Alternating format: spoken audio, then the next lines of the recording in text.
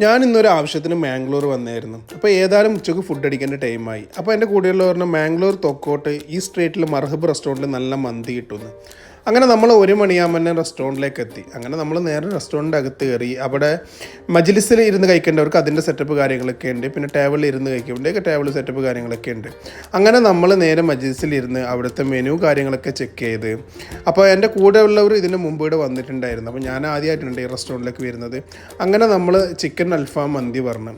അങ്ങനെ ഓർഡർ ചെയ്തിട്ട് കുറച്ച് കഴിയുമ്പോൾ അതിൻ്റെ സൂപ്പ് സലാഡ് കാര്യങ്ങളൊക്കെ എത്തി. അങ്ങനെ അതൊക്കെ കുടിച്ച് കുറച്ച് കഴിയുമ്പോൾ അത് മന്തി എത്തി. അപ്പോൾ നല്ല അടിപൊളി ടേസ്റ്റുള്ള മന്തി ഇട്ടാ. എന്തായാലും മാംഗ്ലൂർ വന്നവർ ഇതൊന്ന് ടേസ്റ്റ് ചെയ്യേണ്ട മന്തി തന്നെ. ഏതായാലും നിങ്ങൾക്ക് വന്നാൽ ഇത് കഴിച്ച് കഴിഞ്ഞാൽ വെറുതെ ആവില്ല, അത്ര നല്ല ടേസ്റ്റുള്ള മന്തി.